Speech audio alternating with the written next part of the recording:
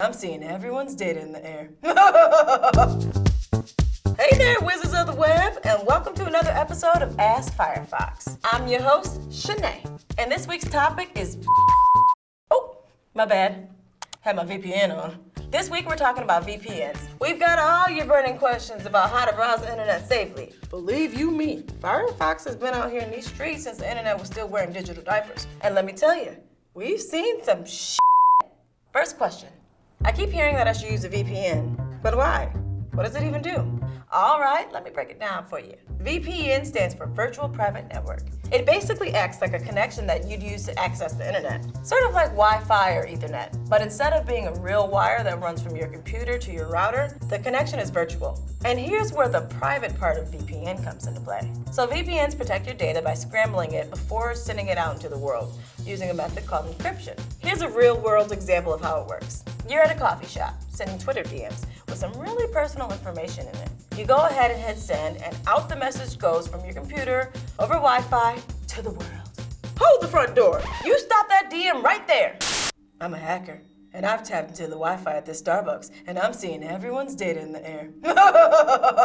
Without a VPN, hackers can use tools called packet sniffers to look at your unprotected data. Let's try that again with the VPN encryption.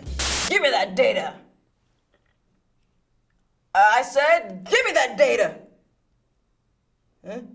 That text is completely unreadable, and that's the power of a VPN. They can help you stay private online by hiding your real location or even keeping ad trackers from identifying you between website visits. The network portion is one of the other major benefits of using a VPN. You can teleport.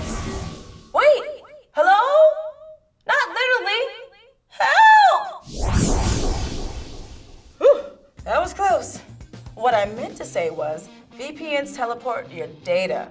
For instance, you can virtually connect one network in, let's say, New York City to another network across the internet and around the globe in London.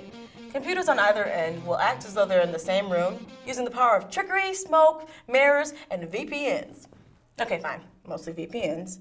All right, next question. Using a VPN seems like overkill to me. What are some realistic scenarios for using one?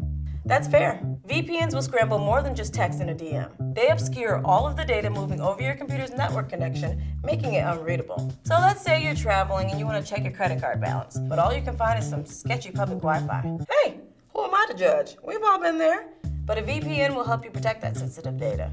Those mystical teleportation powers can be especially useful for international travel. Let's say you're on vacation in Japan for the week and you just found out your absolute favorite band, Milli Vanilli, is doing a tour in the US. You rush over to your laptop, connect to the hotel Wi-Fi, and you're met with a nasty, "This website is not available in your location." If you got a VPN, you're in the clear.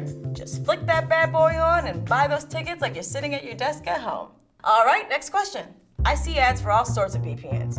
How do I pick the best one? Do you have a recommendation? Funny you should mention that. Real funny. Okay, full disclosure, we have our own service called Mozilla VPN, and we think it's pretty fly. But whatever VPN you're looking at, you should make sure it does 3 things. Number 1, it should be fast. In fact, you shouldn't even notice it. Number 2, it should be private. This may seem like a no-brainer, but some VPNs, aka the free ones, are likely collecting your data. So read those terms of service. And 3, it should work on multiple devices. Computer, tablet, burner phone. But for real though, make sure there's an app that you can install on all your devices so you can toggle the VPNs on and off as necessary. Which brings me to our final question. Are there any downsides to using a VPN? Other times I shouldn't. VPNs aren't exactly a flawless solution. Using a VPN to connect to a country far away from where you really are can introduce some serious lag. Plus, services like Netflix often block known VPN servers. Also, beware of the free VPNs. Many of these providers are actually selling the data they swore to protect in the background. Rude. And remember, if you're not paying for the product, you are the product. Well, that's it for this week's episode. If you're not already watching with a VPN, now you know why you should be. Let me know some of your favorite reasons to use a VPN below. And if you got any other questions, drop them in the comments or find us on Twitter and Instagram at Firefox.